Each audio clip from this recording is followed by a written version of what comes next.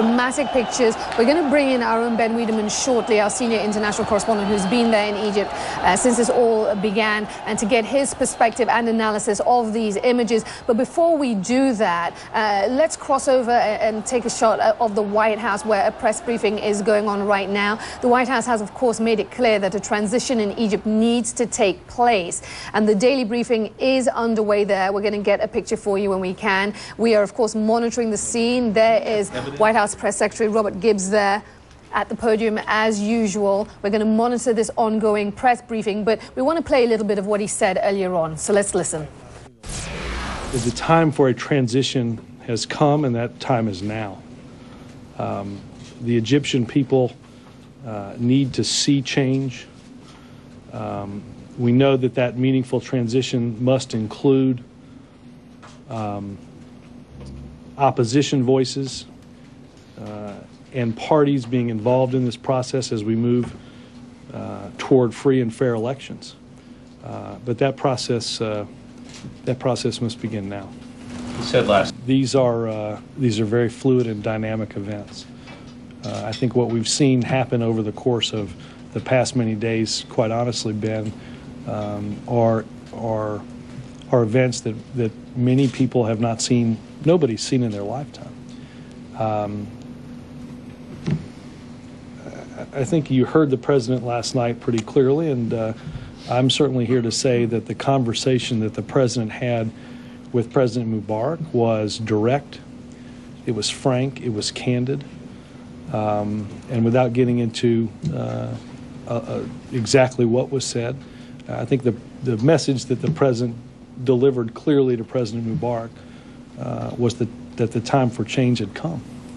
But I guess White House Press Secretary Robert Gibbs speaking a short time ago. The press briefing is still underway. We are still monitoring what is being said, and we'll bring you all salient points as they emerge. But let's get back to the dramatic scenes that have been coming out of Tahrir Square throughout the day. That is a live picture on the screen right now, showing you the scene where there are still thousands of people in Tahrir Square, despite the fact that we've heard from the Interior Ministry asking for people to observe the curfew that is in place. That does not appear to be the case, that people are paying any attention to that. Having said that, throughout the past days, there has been a curfew in effect that people have largely ignored.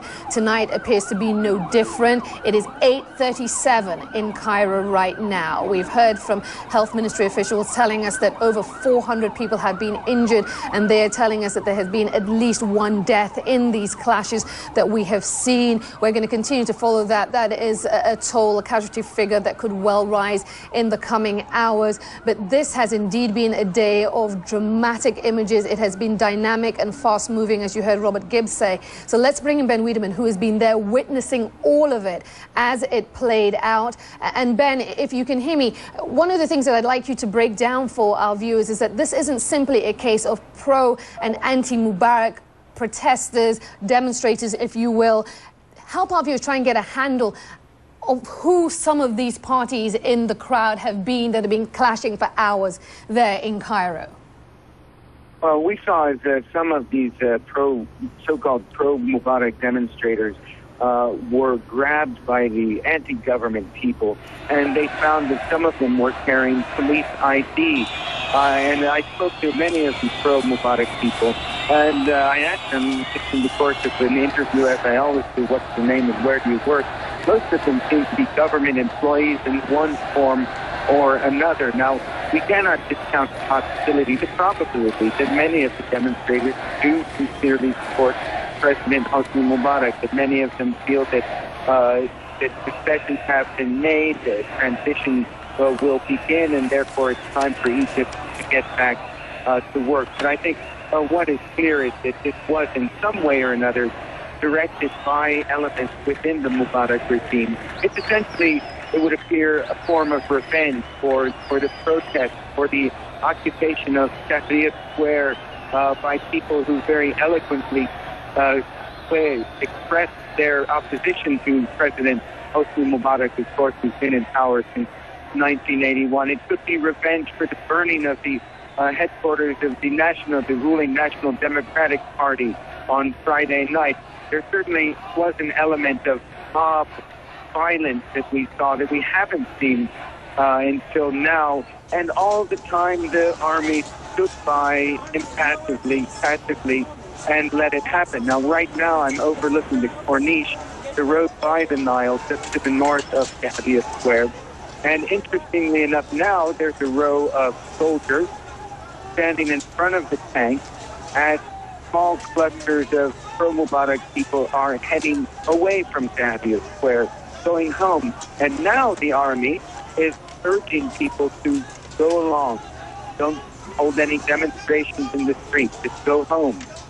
So it appears that the army has been utterly passive and now is just trying to send people on their way. And how should we read that, Ben? How should we read the fact that the army, through hours of clashes that have left more than 400 people injured, have largely sat on the sidelines?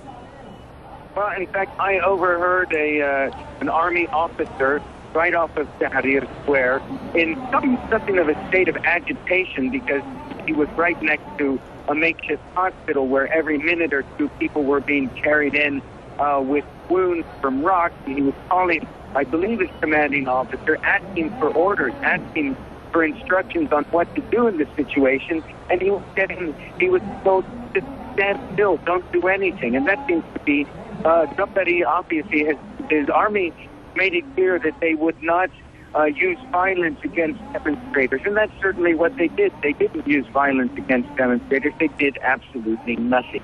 Aisha? This call for people to leave the square, to head home, obviously they're not paying any attention to it, but what are people saying in response? Well, people are making it clear. The people who are still inside Tahrir Square, which is a somewhat diminished number after this assault, they say they're going to stay there until they die. That's what they're saying. They're holding on. And, of course, I'm getting information that there are people from other parts of Cairo who are coming to join them in Tahrir Square. This is a city of 18 million people, and there are certain parts of town where they can mobilize a lot of people to come to the center of town. So this Battle of Cairo, yet another Battle of Cairo, doesn't seem to be over yet. And Ben, it is my understanding that there have been other protests in Cairo beyond Tahrir Square on this same day, but those have largely been peaceful? Yes, I understood that, for instance, there was a large pro-government demonstration in the Mohandesin neighborhood of Giza, Giza being the city on the other side of the Nile from Cairo. It's all basically one city. And that one, I've seen numbers as high as 200,000 people attending and no significant incidents of violence in those. Really, the entire country is focused on this one piece of land in the heart of Cairo, Tahrir Square. That's where it's from. Senior international correspondent Ben Wiedemann, who has been following these events throughout the day.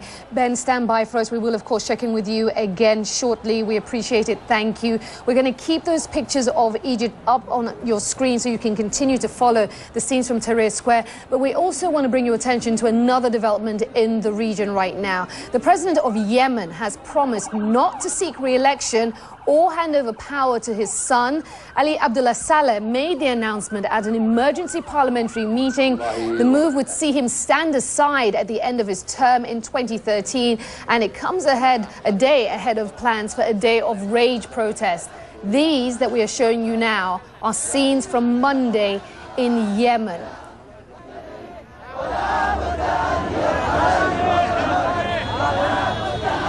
Well, Mr. Saleh has also been under siege by angry protests, which were expected